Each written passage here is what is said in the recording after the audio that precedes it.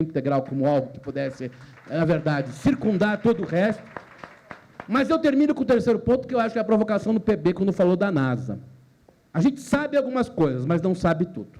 E eu acho que tem que ter um pouco essa humildade intelectual e social. O que significa isso?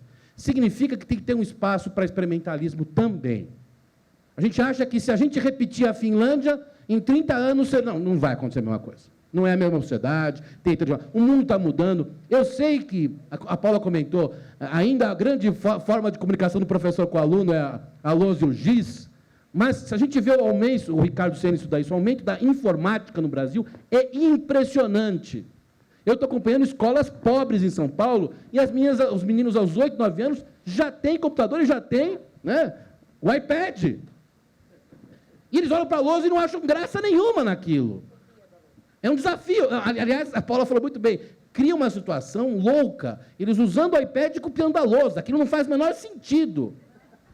Então, acho que a gente tem que, para terminar, construir valores pela educação. Esse é um desafio, acho que o Haroldo falou muito bem, é um desafio cultural, mas que começa assim algum dia, não pode parar. O Brasil sempre foi assim. Esse argumento ao estilo Faoro me cansa muito. A gente fez mudanças em vários lugares, aliás, se não fosse isso, nós nem estaríamos aqui, o Brasil seria o que era no século XIX, e não é, mas tem que começar isso e vai demandar um tempo. Segundo, tem que ter sim uma estrutura mínima, e eu centraria na ideia de escola de tempo integral, e terceiro, mas tem que ter espaço para experimentalismo. Porque se nós não tivermos, gente, a NASA é uma história de erros. PB, a NASA é uma história de erros. Eles perderam toda a guerra até o ponto final. Os russos ganharam até o ponto final, não foi isso?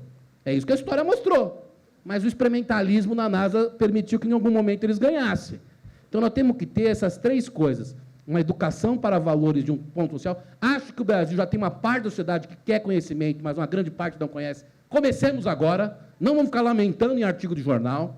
Segundo, vamos fazer estrutura mínima com escola de tempo integral em 10 anos, 80%, 90% do país tem escola de tempo integral. E terceiro, tem espaço para experimentalismo. Porque se os gestores lá na ponta não tiverem nenhuma flexibilidade, não vai dar certo a educação no Brasil. Fernando, você respondeu também a pergunta da Betina Monteiro, que estava se referindo exatamente... Era combinado, né? Está combinado aqui. Isso aqui está parecendo um jogo combinado. Mas como o Sérgio foi citado, e ele só falou uma vez até agora, eu estou marcando aqui todo mundo direitinho, para todo mundo falar igual... Né? Aparecendo aquele horário eleitoral, viu, Sérgio? Tem um minuto de réplica. Isso. Então, está com a palavra o Sérgio. Não, eu primeiro quero dizer que, com relação... Nós não estamos num T0. Temos qualidades e virtudes, temos defeitos. O meu ponto era... Fala mais perto do microfone. O meu ponto era só que todos nós atuássemos também... Como é que eu vou dizer isso? Culturalmente, eu sou judeu. Eu tenho uma admiração enorme por uma coisa que o Islã trouxe para nós, chama-se jihad. A jihad não tem nada a ver com Al-Qaeda, com matar quem não é, conquistar território. Isso era lá no tempo do expansionismo. A jihad, um líder espiritual muçulmano sábio, é interna, só interna, é dentro de você. A Guerra Santa é dentro de você, para mudar. E o que eu estou querendo dizer é que nós temos alguns defeitos enormes, gigantescos, e que estes defeitos, nada contra, nós fizemos muito avanço, estamos correndo, mas estes defeitos ou lacunas, etc., nós não estamos encarando para mudar. Nós temos esses avanços todos aí, são, poxa, também é minha vida, eu também sou professor, também estou... É de chorar. Eu vou à escola pública toda semana e choro. Eu não choro toda semana, mas quase toda semana. Uma vez por mês. Não, mas choro não é por coisa ruim, não. Choro por causa de coisa boa. Que a Viviane estava falando, que você estava falando. Não choro por falta de carência, não choro por ver coisas que me deixam... Agora, para avançar na linha, como o PB bem colocou, não nos basta um ritmo mais acelerado. O estoque de problemas é gigantesco. O ritmo mais acelerado, obtenível através dos procedimentos usuais, pode acelerar um pouquinho mais, mas não vai ser vamos falar a palavra certa, revolução. E para fazer a revolução, a gente tem que pegar aquilo que está embarreirando ela e tum. E nós não estamos fazendo isso. E não tem crítica. Deixa eu, para não ter nenhuma ilusão de que eu estou fazendo uma crítica política partidária, não. Os tucanos têm um ex-presidente da República, Fernando Henrique Cardoso, meu amigo, numa luta corajosa e global pela legalização da marihuana. E os tucanos têm o deputado relator da cura gay.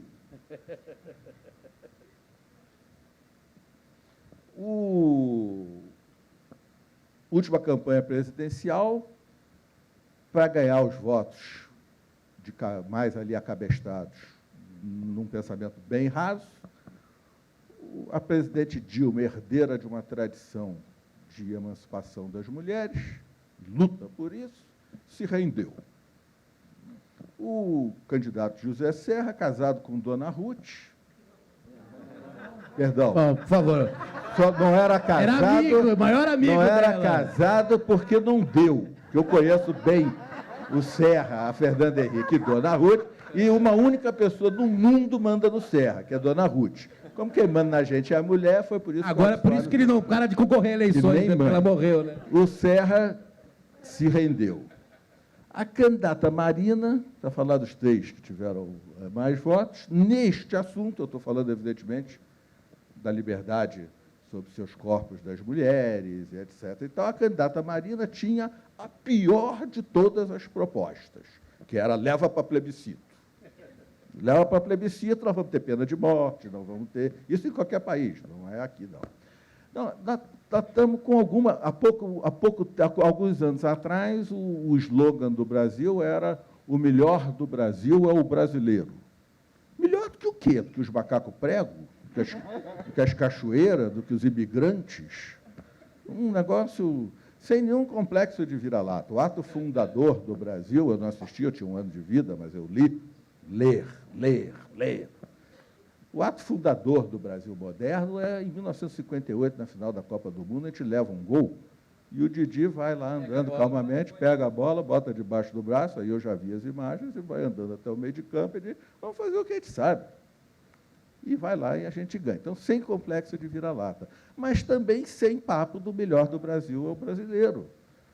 As manifestações, quem se atrever a interpretar as manifestações, a gente lincha imediatamente, que nem vândalos, porque é um pretensioso arrogante. Mas, pelo menos uma coisa, era mais, o intervalo entre o mundo da fantasia, do país desenvolvido, etc., e o sentimento, o salto estava tão grande que, pelo menos, isso todo mundo concorda. O povo foi lá e aí não tem, de novo, terá a ver com política partidária, e diz, corta o salto. Corta o salto dessa gente. Bota a bola no chão. A bola é rasteirinha. E, para terminar, então, o que eu quero dizer é o seguinte, o fundamental é isso, é ensino com mais tempo, caminhando para a integral, é o trabalho das metas todas, de gestão, com experimentalismo no sentido de flexibilidade. O Brasil é muito diverso, muito plural, etc. e tal. Mas nós temos que pegar aquilo no qual nós somos ruins, que é leitura, cultura. Está cheio aqui. Se, em vez de nós, fôssemos 1, 2, 3, 4, 5, 6, 7, 9 ex-BBB, estava lotadaço. Salas e mais salas, e etc. E tal. Nada contra. De vez em quando eu vejo Ultimate Fight também lá. Eu sou do tempo que a discussão política era o boxe amador cubano, o Stevenson dizendo, eu luto de boxe porque com a mão isso é uma barbárie, porque vai machucar o outro. Aí agora ninguém vai ver boxe, que é aquele negócio com luva, né? Você pega o cara, torce, destronca, etc. e tal. Eu vejo também. Mas o problema não é a nível cultura alta, cultura baixa, não é nada disso. É o que a Viviane falou, é pensar. Pensou mal, é derrotado na discussão. Pensou bem, às vezes pode estar até errado, mas se segura ali um pouquinho. Já é um valor em si, pensou bem.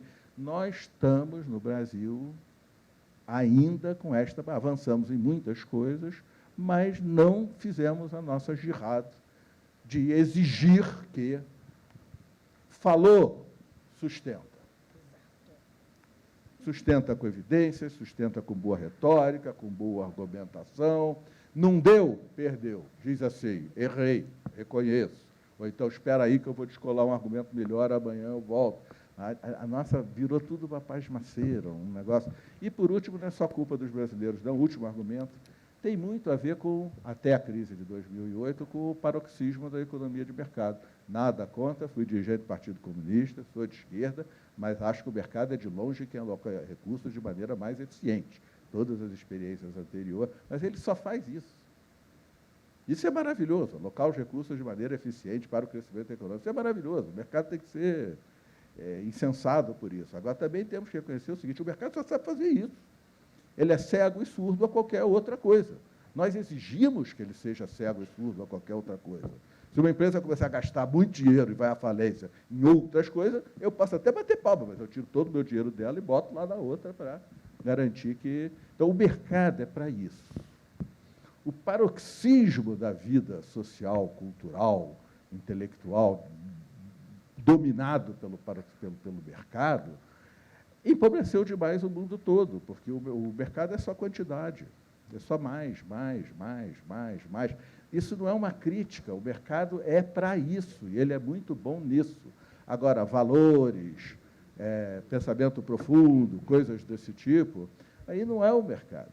E o Brasil fez esses avanços todos neste tempo de paroxismo da economia de mercado global até a bomba atômica de 2008, que ainda falta muito para iluminar. Então, nós pagamos esse pedágio também. Vejam, não é ser contra o mercado, hein? Senão eu viro xiita aqui, saio daqui. Mas o mercado precisa de mais. E, em essência, cultura. Eu não sou religioso, eu sou ateu. Deus nos deu um livro. Ele não deu uma cartilha, ele deu um livro. Do mesmo jeito que um homem não pode tomar banho de um rio 2 vezes, porque não é o mesmo homem, não é o meu rio, um homem não pode ler o mesmo livro 2 vezes, porque não é o mesmo homem, não é o mesmo livro. Então, ele nos deu um livro. O sentido, para mim, disso é ser humano é ler. O que é ler? É o que a Viviane já falou e eu não vou repetir. Deixa eu roubar, você disse no começo que a gente podia roubar, né? Eu preciso roubar. Eu só quero dar um exemplo. Pode roubar. Que é o seguinte, a Leila Diniz, com a sua barriga de fora na praia de Ipanema, foi muito mais vitória para as mulheres conquistarem seus direitos do que a maioria das leis que a gente fez. A gente está falando em ganhar tempo. A cultura ganha 10 anos em um. Basta a gente inserir isso no imaginário brasileiro, quer dizer, isso não é difícil quando a gente está falando em cultura. Não tem povo mais criativo, mais aberto à arte e à cultura do que o brasileiro. Qual é o orçamento mesmo, hein, do Ministério da Cultura? Professor Hall. Posso roubar também? Não, pera um pouquinho. Professor Hall, o senhor concorda com o que a Viviane disse agora? Não? Você vai roubar depois. O professor Hall está... O senhor concorda com o que... Pois é, eu acho que é fácil subestimar a criatividade do povo, né, brasileiro. E não só a classe educada, formada, vamos dizer, mas um povão do Rio, da rua mesmo. Viajando pelo país, eu sempre fiquei impressionado com a criatividade. Desde a criação dos nomes dos filhos, até música, arte... arte de rua, ultimamente também. Muita coisa boa. Então, não devemos subestimar isso. Posso, Heródoto, roubar agora, a minha vez? Bom, que bom. Eu vou fazer uma fala mais careta, vou defender a lei. Por que eu acho importante, e volto no tema do estabelecimento de padrões, né, e desses estándares? Porque eu acho que eles ajudam a gente a construir os valores. Né? Então, assim como a gente construiu o valor do acesso, quando a gente incluiu em lei que é um direito subjetivo a uma vaga na escola, eu acho que a gente tem que fazer isso com subir o patamar. Agora a gente está falando de qualidade, então a gente tem que conseguir fazer isso. A minha interpretação de standard, ela é uma interpretação que está relacionada à palavra estandarte. Estandarte é aquilo que une, aquele que guia, aquilo que mostra o caminho, é um norte, não é um nivelamento por baixo. Né? Então, não quer dizer que porque você tem um padrão, um estándar, que você não vai poder ter experimentalismo. Uma coisa não anula a outra. Agora, o fato de não ter padrão, sim, aumenta a desigualdade. Isso eu não tenho nenhuma dúvida. Então, todo país que tem uma educação de qualidade com equidade, e aí não se trata de imitar a Finlândia, o Canadá, mas de entender por como esses valores foram importantes para aquela sociedade e como eles construíram um sistema de educação em cima desses valores. Eles acreditam, sim, em algo como um currículo, como um norte, porque eles acreditam que o direito, que é justo, é um tema de justiça social, que se o meu filho vai aprender a multiplicar fração, o filho da faxineira também tem que aprender a multiplicar fração. Esse direito não lhe pode ser tirado, porque eu deixo essa decisão na mão da professora, que muitas vezes não é porque ela não quer, ela tem dificuldade em fazer aquilo e ela pula aquele conteúdo, que é o que a gente observa. Então, quando eu crio um padrão, eu não vou criar um padrão para punir aquela professora, mas para poder dizer, gente, isso é importante para nós, então vamos ajudar aquela professora a ensinar a fração. Então, eu vejo nesse sentido. E vou dar um exemplo, Viviane, da questão da alfabetização. Como fica claro que como padrão, não ter padrão atrapalha. Como você define a alfabetização não é como o ministro Mercadante define. Quando ele vem aqui e fala assim, 15% das crianças de 8 anos não sabe ler. Sabe de onde ele tira esse número? Do censo do IBGE, que vai lá e pergunta assim, seu filho lê e escreve? Sim. O que está passando na cabeça daquela mãe? Ah, ele decodifica. Ele decodifica. Então, ele usa aquela estatística. Porque quando a gente vai na sua definição, e a gente usa a prova ABC, que o Todos pela Educação fez, a gente vê que 60% não consegue interpretar um texto. Então, assim, só que a gente fez um programa de alfabetização na idade certa sem ter definido o que é alfabetização. E aí volta, a gente volta aqui. Por quê? Ah, não, porque vai dar briga. Então, não vai dar briga, a gente faz um programa e depois faz uma prova. E a prova vira o padrão. Então, o que eu estou dizendo aqui é o seguinte, o padrão tem que vir antes da prova. Depois a gente fica reclamando da avaliação, que não sei o que, não sei o que lá. Mas a gente não tem coragem de discutir isso. Então, eu acho que é isso. Então, teria que sentar aqui. O que é a alfabetização? E quando ela tem que acontecer? O cientista, enfim, e fazer esse debate. Obrigada pelo tempo. Ok, daqui para frente eu quero lembrar que as intervenções têm que ser curtas, porque nós estamos partindo para os finalmente. Haroldo. Ok, está bem. Eu acho que há um relativo acordo nosso sobre as questões estruturais, não apenas nosso, acho que quando você acompanha o jornal, lê as pesquisas, vê inclusive os diagnósticos de política, há um certo acordo das questões mais estruturais. Deixa de pagar professor, fazer escola de tempo integral, que só lembrar, a nossa carga horária diária é a mesma do século XIX, final do século XIX, 4 horas, 5 horas por dia, isso é coisa do século XIX, digamos assim, a mesma. Atravessamos o século XX sem modificar isso fundamentalmente. Enfim, a gente tem isso, mas, ao ver a pergunta do Sérgio, ou seja, vou dizer, o que interdita, então, a revolução? O que interdita que a gente avance? Eu acho que essa questão, e eu acho que a resposta a ela é fundamental, porque, provavelmente, boa parte de nós que estamos aqui, por exemplo, nossos filhos e filhas não estão na escola pública, por exemplo, essa é uma interdição fundamental. Esse é um aspecto fundamental da gente pensar, porque por que no Brasil é tão fácil reformar, por exemplo, a escola pública, fazer coisas de ponta cabeça? Porque, se não der certo, os nossos filhos e filhas estão também em outros espaços, em outros lugares, eles não sofrem essas experiências que muitos são, de nós, muitas vezes, responsáveis por elas. Então, essa interdição implica, por exemplo, na ausência de uma burocracia especializada no Brasil, de alto a baixo, para lidar com a questão da educação. O ano passado eu escrevi um artigo para esse BPC, que era um IPEA para a educação. O INEP desestruturado, na época, trabalhando com algumas questões de pesquisa, eu quero um IPEA, vamos pensar, então, vão pagar, vão estruturar, vão ter um grupo de cientistas, um grupo de planejadores que pensem estrategicamente. A questão da educação não é para amadores nesse sentido. Então, como que a gente pode avançar? Pensando na questão nas áreas, rapidamente, eu sei que a Viviane, o pensamento dela é mais complexo do que o problema é a universidade, mas no campo da universidade é um bom exemplo disso. Quem é que discute a educação? Vamos combinar que o pessoal da sociologia, da política, do direito, etc., discute muito superficialmente, alguns grupos discutem a questão da universidade, a educação na universidade. Onde que nossos meninos e meninas de camadas médias discutem a questão da educação? Mas por que isso é importante? Porque, em boa parte, são esses depois que são os jornalistas, são os gestores, são aqueles que vão para o parlamento discutir a educação dos outros.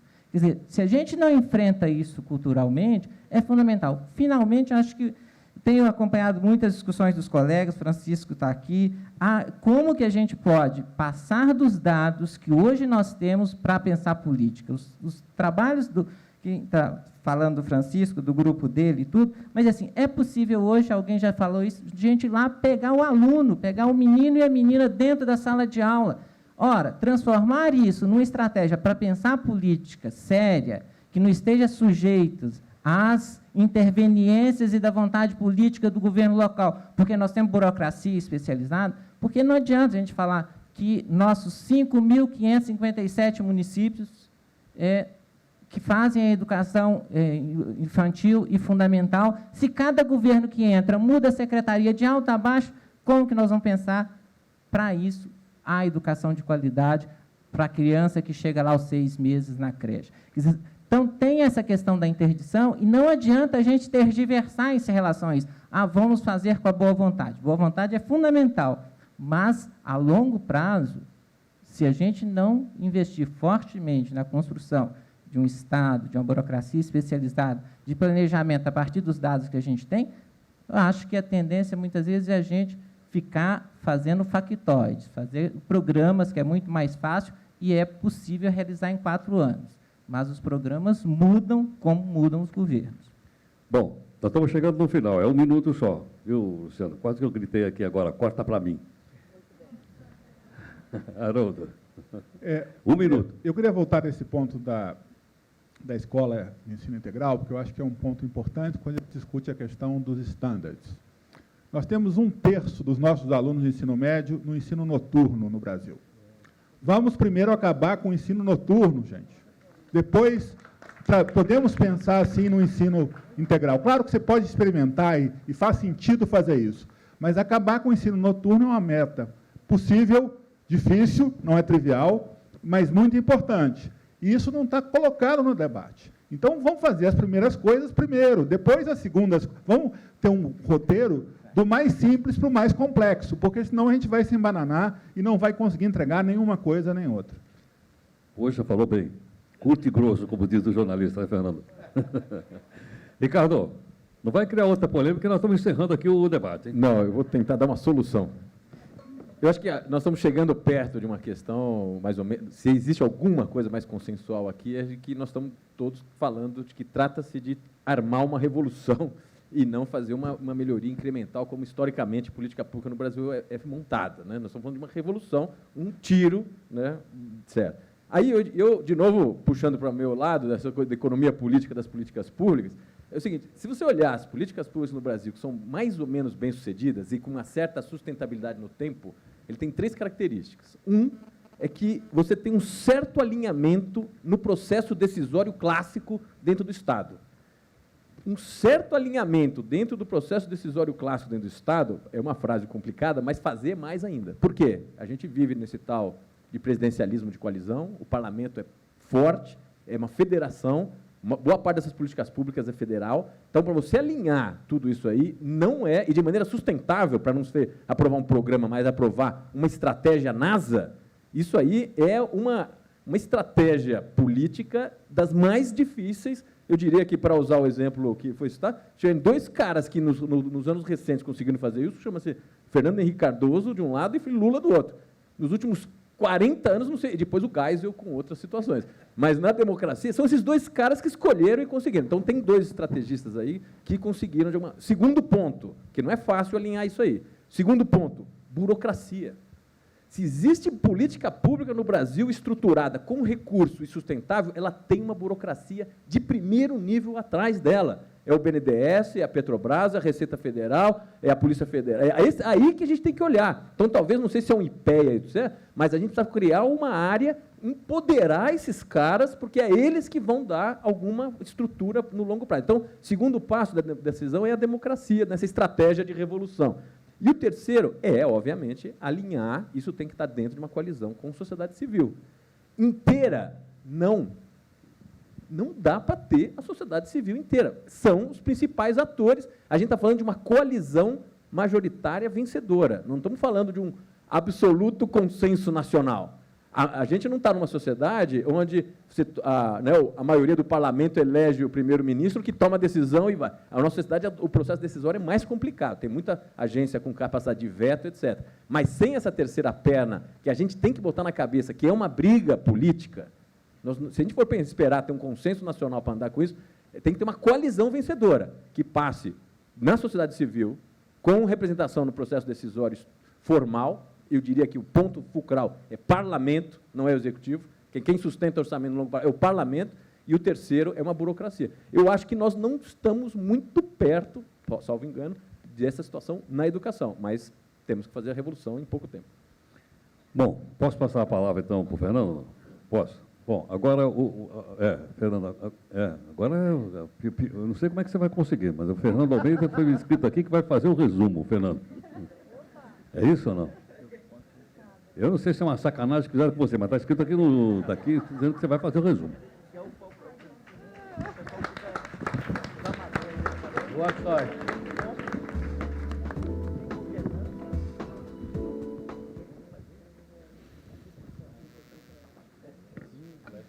Bom dia a todos. Eu quero lembrar o que você falou que eles fizeram comigo. É isso. Eu anotei ali 6 páginas de elementos sintéticos que eu fui correndo com as ideias que iam pipocando de um lado para outro.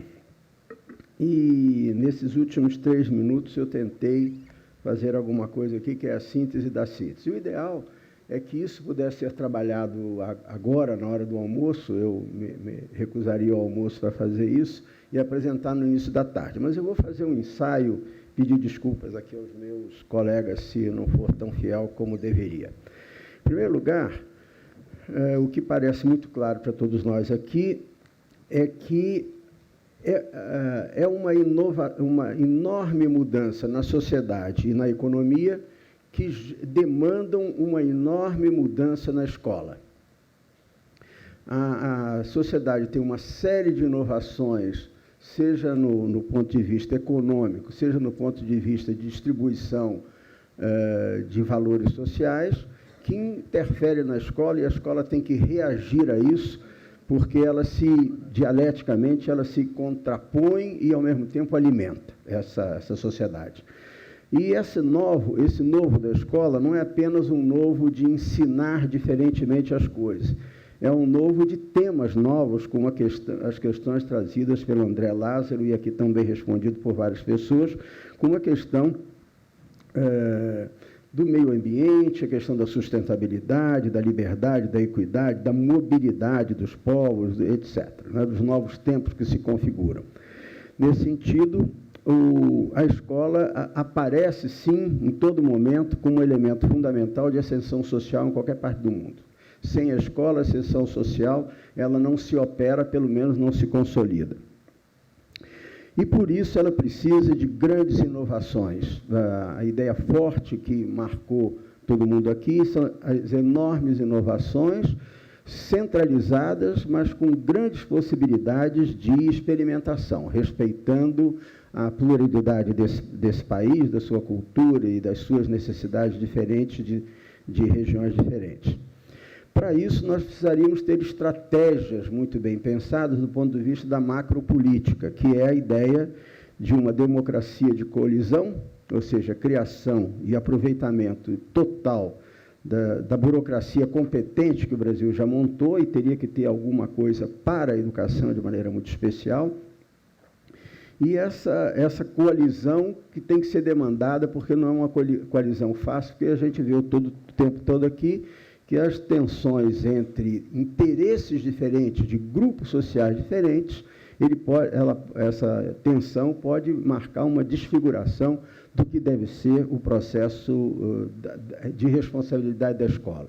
Embora a escola não seja o único lugar de criação de uma cultura, de uma civilização, de valores, ela é um lugar privilegiado. Ela tem que se aliar com outros elementos da cultura, não só da cultura do consumo, não é? da leitura, da visita aos museus, mas da escola e dos outros espaços sociais que valorizam a apresentação cultural de tanta riqueza que o Brasil tem. Para isso, nós vamos precisar também de um novo aluno. Não basta ter uma nova escola, não basta ter uma nova organização, uma coalizão social, porque a escola passa por uma coisa chamada liberdade.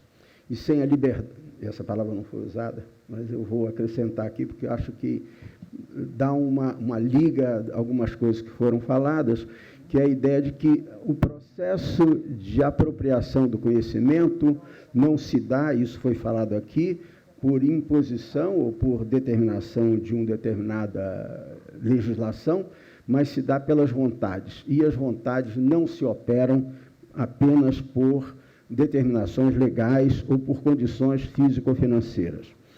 E esse novo aluno, ele vai ter que também partilhar de alguma coisa que às vezes é contraditória com o que o mundo está oferecendo, a pesquisa que o Haroldo trouxe, né?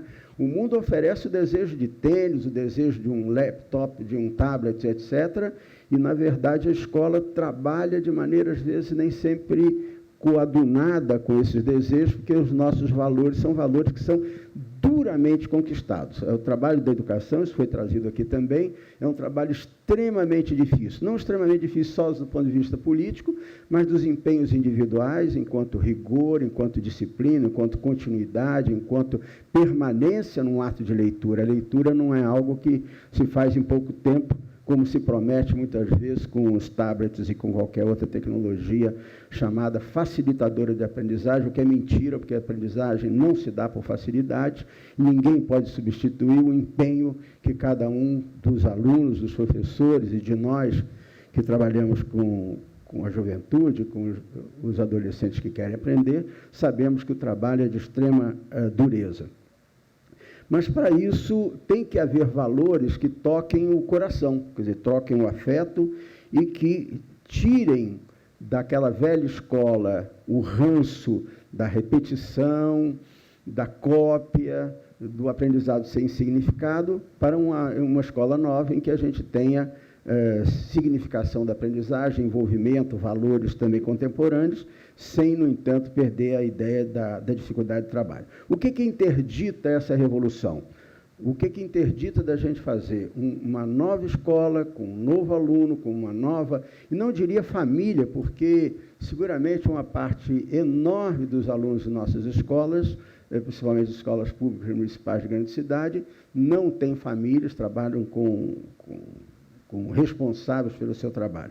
Mas a ideia de que a comunidade se envolva com a escola e a família, de alguma forma, também é fundamental. Para isso, o que interditaria essa reforma? Primeiro, a inexistência de currículos mais determinados. Falta ao Brasil, neste momento, uma explicitação daquilo que é o currículo nacional de maneira mais clara. Foi falado aqui. E essa clareza fica muito mais transparente quando a gente vê que a avaliação está clara, mas o currículo não está claro. E se o currículo não está claro, forma o professor para quê? Forma apenas para ele perceber, depois da avaliação, que ele foi um fracassado, que seu aluno fracassou. Então, esse ciclo vicioso entre o currículo, a formação e a avaliação precisam ser superados. Para isso, para esse currículo mais claro e mais diversificado, não adianta importar currículo de Finlândia, uma cultura é fundamental que se articule com a educação. E essa cultura supõe uma leitura do mundo, que é o conhecimento, e aí Paulo Freire, se estivesse aqui, estaria bem feliz de entender que o que está se propondo aqui não é vovó viu a uva, e nem é também uma prestidigitação das letras ou de manipulações de teclado, mas é a apropriação da leitura do mundo que se transforma em leitura da escrita e escrita desse mundo também. Cultura, leitura do mundo e conhecimento, que leve em conta a rapidez necessária para a gente criar a escola nova, uma escola diferente, aliado ao longo tempo de 500 anos que a gente demorou para trazer a escola para todos. Na verdade, foi nos últimos 17 anos, com a criação da lei, das leis, das diretrizes curriculares, de projetos amplos de formação, de avaliação e de financiamento, é que a gente tem a escola republicana, que foi falado aqui em torno de de 20 anos, mas, na verdade, a gente poderia precisar mais com 17 anos com a Lei 9394. Essas políticas públicas têm que levar em consideração, então, a adequação entre o tempo que perdemos e o tempo que precisamos ganhar. O que tem havido hoje na escola brasileira é uma pressão tão grande sobre os professores que estão lá dentro, sobre os alunos que lá estão, sobre os diretores e sobre os governantes, que impede de se fazer o que é possível. Porque esqueceu-se de cobrar durante 490 anos, e em 4, 5 anos, a cobrança sobre a escola é de tal maneira devastadora que, em vez de haver o estímulo para que se produza mais, há uma espécie de parálise da escola com relação àquilo que ela pode fazer, porque ela erra em todos os pontos. O aluno erra, o professor erra, o diretor erra, o currículo é ruim, a avaliação é péssima, não sobra nada. Mas isso se dá, talvez, a essa questão que foi colocada muito bem pelo grupo aqui, que é a ideia de que nós temos que cumprir duas funções. O exemplo do relógio que o Fernando trouxe é fantástico. Quer dizer, nós andamos com um relógio muito lento durante mais de 400 anos, e, de repente, em 17 anos, nós temos que fazer uma aceleração que não é um relógio, é mais um ventilador. Né? Os ponteiros, se virassem a velocidade que nós precisaríamos, deveria ventilar o nosso ar. E, para terminar, esse período mais longo também de exposição dos jovens ao conhecimento, dos professores à tarefa de educar, caminharia pela ideia de um período mais longo de educação integral e não escola integral. Então, nesse sentido, a educação integral é algo que articula o que ela fala muito bem e que é querido muito aqui, que é que o povo brasileiro, as pessoas do Brasil possam valorizar o conhecimento e, ao mesmo tempo, conseguir que a escola dê conta desse trabalho monumental, que não é só da escola, não pode ser covardemente colocada nos ombros do professor, nem dos alunos, nem do diretor da escola, nem dos coordenadores pedagógicos, nem do material didático, mas é uma tarefa de toda a sociedade.